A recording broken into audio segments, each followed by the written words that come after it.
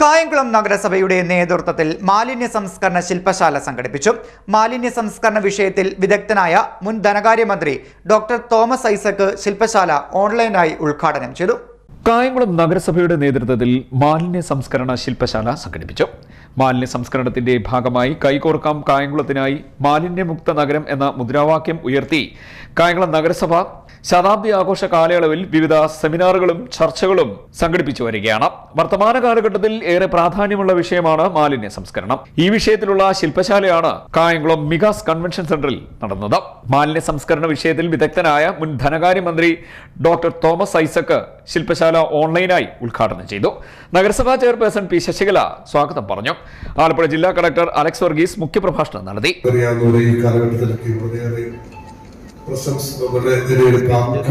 വിഷയമാണ് മാലിന്യമുക്ത നവകേരളം. നമ്മുടെ ഗവൺമെന്റ് തലത്തിൽ തന്നെ ഇങ്ങനെ ഒരു ക്യാമ്പയിൻ ആരംഭിച്ചിട്ട് ഏകദേശം വർഷങ്ങൾ കഴിയുന്നു. എന്നാൽ 2023 മാർച്ച് മാസത്തില് ബ്രഹ്മപുരത്തുണ്ടായ അതിശക്തമായ തീയുടെ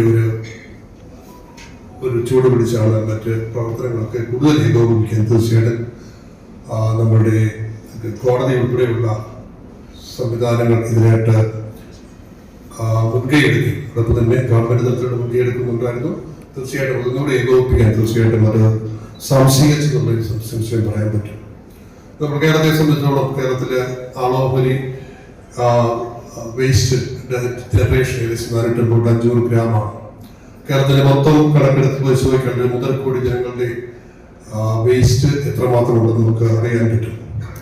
നമുക്ക് കായംകുളം നഗരസഭയുടെ 100 വർഷം ആഘോഷിക്കുന്ന ഈ മേഖലയിൽ മാലിന്യമുക്തം ആക്കുക, കായംകുളം നഗരസഭയെ ഉൾപ്പെടെ കായംകുളം പ്രദേശത്തെ ഉൾപ്പെടെ എന്നുള്ളൊരു ആശയം മുന്നോട്ട് വെച്ചുകൊണ്ട് ഇങ്ങനെ ഒരു ക്യാമ്പയിൻ ആരംഭിച്ചതിലും ശില്പശാല നടന്നിട്ടുണ്ടാകുന്ന സന്തോഷം അറിയിച്ചുകൊള്ളി.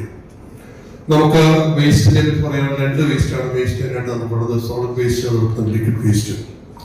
സോളിഡ് വേസ്റ്റിന്റെ കാര്യത്തിൽ നേരത്തെ സൂചിപ്പിച്ച ഹരിതകർമ്മസേന ഉൾപ്പെടെ നമ്മുടെ നോൺ ബയോ വേസ്റ്റ്, അതിനകത്ത് തന്നെ classification bio waste, non bio waste.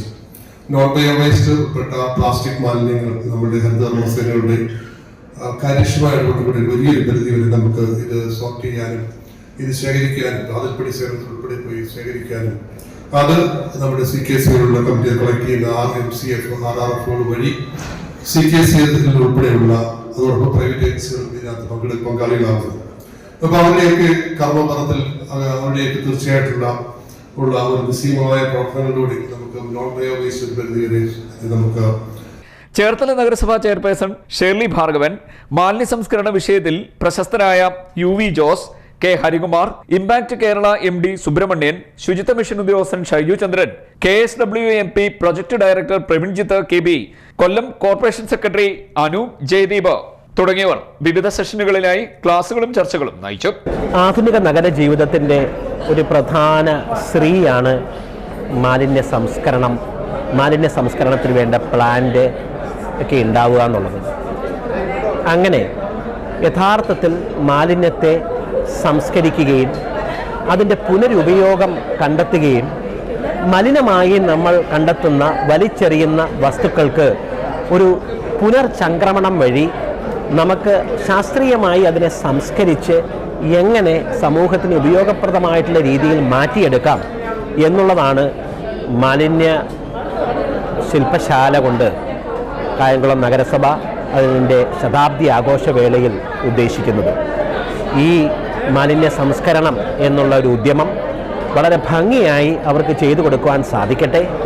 ശതാബ്ദി ആഘോഷിക്കുന്ന നഗരസഭയ്ക്ക് മാലിന്യ സംസ്കരണ പ്ലാന്റ് ഉണ്ടാക്കുകയും അത് മറ്റ് നഗരസഭകൾക്ക് മാതൃകയാക്കി മാറ്റുവാനുമായിട്ടുള്ള അവസരമായി ഇത് മാറട്ടെ എന്ന് ആത്മാർത്ഥമായി ആശംസിച്ചുകൊണ്ട് ശില്പശാലയിൽ വ്യത്യസ്ത മേഖലയിൽ നാടിന് ഏറെ സംഭാവന നൽകിയവരും നാടിന്റെ പുരോഗതിയിൽ ക്രിയാത്മകമായ ഇടപെടൽ നടത്തി വരുന്നതുമായ നഗരസഭാ കൗൺസിലർമാർ, നഗരസഭാ ഉദ്യോഗസ്ഥർ ഉൾപ്പെടെ 200 പ്രതിനിധികളാണ് പങ്കെടുത്തത്. CD net news, Kayamkulam.